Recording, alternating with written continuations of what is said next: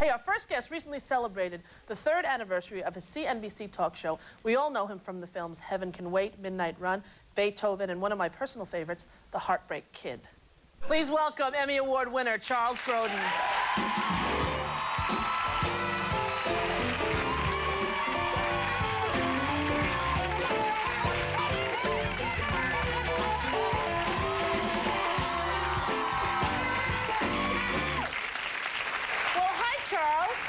Now, you know, when that movie opened, the headline of the Daily News was "The Man You Love to Hate." So it feels funny coming out here, you know, legendary talk show guest. Yeah. And then that clip. So, but the real reluctance I have of doing, because this audience, God bless you, you scream and you applaud, and I don't really have anything to say that will evoke screaming. So, so give me a good scream just to make me feel.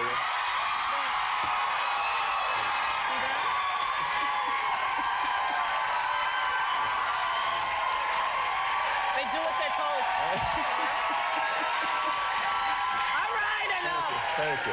That's the difference. There's nothing I can say. No, that's not true, because I know you've got a lot to say. First of all, I want to say your book. This is one of your books. It would be so nice if you weren't here. I think should be required reading for every person in showbiz. It's the greatest book about show business and the levels you go through and all the truth about how odd it is. And I think also true of life, of how much rejection and how many things you have to overcome. And you have to, really life is about coming back and overcoming, because every day, even in your position, when you couldn't be more successful, I still believe that probably every day you have to for example, people are walking in your apartment door in New York, as I understand it. Yes, nude. Yeah, so does that suggest that you live in New York in an apartment and I locked the dressing room door when I was here getting ready. Really? And you don't lock your apartment door in New York? I don't. Really? No. Why? Well, we have a very secure building. I see. You know, and, you know, the people who come in and out of there to help me, like my assistants, and not everyone has a key, and then I'll be with the baby feeding, and they'll be knocking, so I just leave it open. The door's open. Yeah, it's crazy, isn't it? Yeah. I shouldn't do that. No. No. I'll change that soon. I would do that. All right. Where do you live now? You live in Connecticut still? I live in Connecticut. Everything is locked. Yeah, everything. Yeah. You make the commute all the way over to New Jersey? Yeah, I go to Fort Lee, New Jersey, and do the show. We're starting our 4th year. And let me say, it's a great show, Charles. It really is. And during the OJ trial, I have to tell you, I taped it every night during the whole OJ trial, and you and Alan Dershowitz and that whole thing that went on, I was so inspired by what you said and your forthrightness and your conviction and the passion with which, and intelligence with which you spoke. Thank you. You know, I'm not an attorney, and I'm not really a professional journalist, and it frees me up, so I don't know what you're not supposed to do. So I was just a person saying what I think a lot of people felt every night on television, and I think a lot of people, it helped get through all of this, because basically you're listening to the other people that aren't, by the other people I mean the attorneys for O.J. Simpson. They're not really there to tell the truth. Right. They're there to win. Right. It's a different goal. Sure. And our goal, my goal, and I know your goal, is to tell the truth. Right. You know, there's no other agenda here but to say what we think. And it's nice to have people on television to say what they think and not have some other thing. Now, when the whole thing happened with Alan Dershowitz, were you, like, at all frightened or a little concerned that you... I felt sorry for him. I felt he was going to lose because, again, I was telling the truth, and he was citing the Illinois State Court of Appeals said that such and such. Right. So I thought he would not be able to compete with me, because I wasn't citing law that nobody ever knew. And it was very clear what he was doing. He was trying to do what he's supposed to do, win in a courtroom. But you won't beat someone who's just telling the truth. The audience looks at that and says, one guy's saying the truth, and the other guy is citing obscure law to make some technical point. Well, it seems from what I know of you from your books that you have always kind of told the truth and treated everybody sort of with the same. Yeah, I love that part in the book where you said you treat the janitor at the movie studios the same way that you treat the executive of movie studios. Which offends a lot of executives. Right. But it's great for everyone else. It does. I mean, a lot of people feel if you're in charge of something, you're supposed to... I mean, I don't really believe in the idea of bosses. Right. You know, to me, everybody is treated exactly the same because everybody is equally important. Everybody has a different job, but everybody's job is important, and everybody is equally important. So it does. People do sometimes wonder why I don't defer more to them, but I don't. It's like this. Yeah, and I think it's great. It's like this. It's really great. You would prefer I don't defer to you, right? I don't think anyone in the world does. Right. Which is how I like it. Definitely not that nude guy on Broadway at 78th Street last night. No. Was he really nude from the waist down? Totally nude. And he kept the belt on, but then had the part beneath sticking out of the... Oh, he had something could stick out of?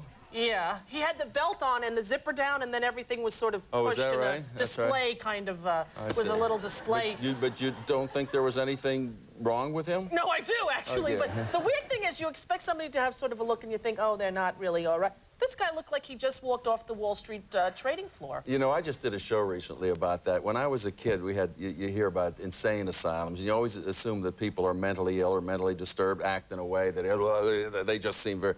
In fact, they act the same as we do. In fact, we might be mentally ill right now. We probably are.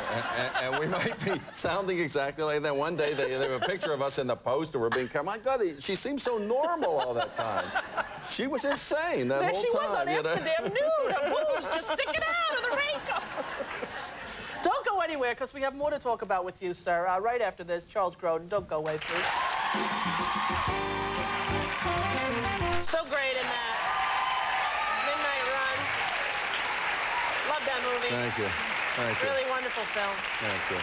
You ever get confused for the characters you play? Some of them mildly unsavory. Well, this is one of the reasons I don't miss the movies. Years ago, the best story for this for me was I was doing a movie with Lily Tomlin, The Incredible Shrinking Woman, and thank you.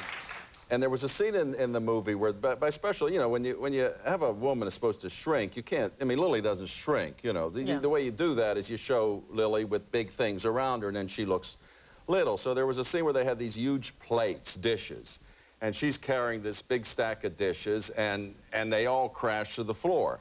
And then they take a shot of me in the breakfast nook, and I'm looking at her, and as the husband, I just go, oh, you know. So my mother's friend said to her, gee, you know, what kind of a son is that? You know, his wife drops the dish. He doesn't even get up and help her pick up the dishes. I said, you know, Mother, you know, I can't go up and help. First of all, I wasn't even there the day that they shot Lily dropping the dishes. But if I would run in to help her pick up the dishes, I would look teeny too, and that's not the story. She's the one. So tell your friend, and you know, it's too complicated. Just forget about it. But oftentimes people would... I mean, they absolutely believe what you showed the Heartbreak Kid. People thought I'm the kind of guy that would leave my wife on my honeymoon if I met Sybil Shepherd, which happens in... And, well, you know, I never met Sybil Shepherd on my honeymoon. No, but they believe that. Or dogs with Beethoven. You know, little kids come up to me and said, do you like dogs? I say, yeah, I do like dogs. I said, you don't seem like you like dogs. I said, no, I really do like dogs. You don't seem like you like dogs. So all the time, completely, they completely feel that way. Do you miss making movies? No, I like television. I like to come to work and go home. Right. And movies, as you know, you come to work and... You wait. And you wait. Right. You wait a lot, right? Right. I mean, hours and hours a day you wait. Right. And I did it for 30 years. I don't miss it. I'm glad to have done it, but I really like this opportunity because, you know, as you know, because you're involved in a lot of these things, there's so much going on in this country that's not the headlines, but, for example, the homeless problem or that millions of children go to bed hungry every night.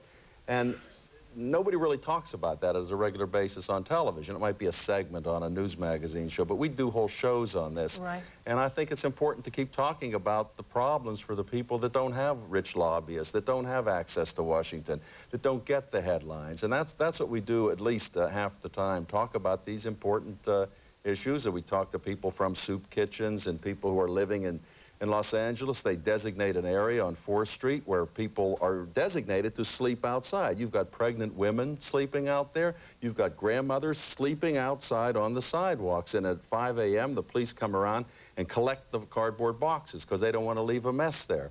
Now the people have to go out there who don't have any place to live, and they have to scour all around to get more cardboard boxes. This is how they spend their time. Right. And the government says that's okay.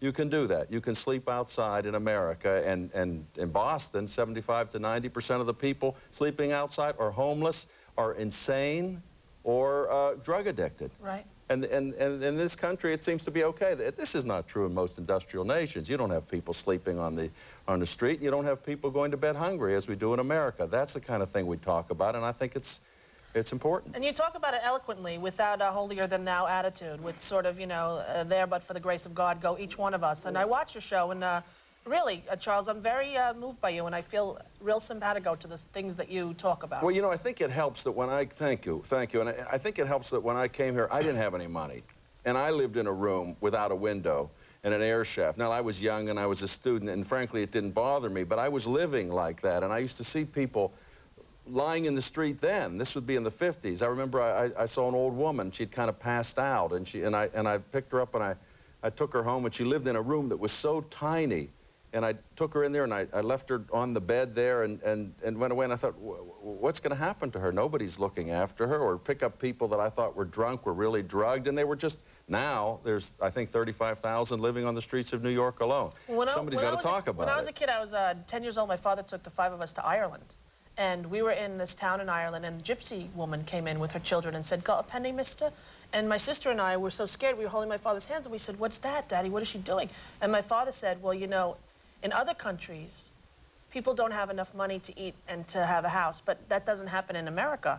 And from where I grew up on Long Island, I never saw it. Right.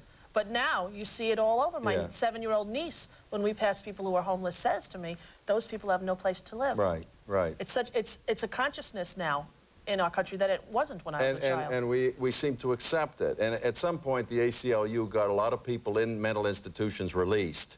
And that's who's living on the streets. And so something's wrong with that. I mean, you can't, a mentally ill person doesn't know to get out of the freezing weather, and they die on the streets. And this seems to be okay, and we're in there arguing about Paula Jones or something like that. Right. Instead of, we've got people dying on the streets of America because we let it happen. Well, keep doing what you do, because you do it very well, and I will continue to tune in, as I always do. Thanks, Rosie. Thank you, Charles, for being here. Thank you. We'll be right back after this with Richard Kind. Don't go away. First of all, I just want to say, Charles Grodin is a hero from way back from the Heartbreak Kid. I echo his sentiments, but I want to go on record. Yeah. I also treat every janitor like I treat every studio executive. And I'd like to apologize to the janitors today because...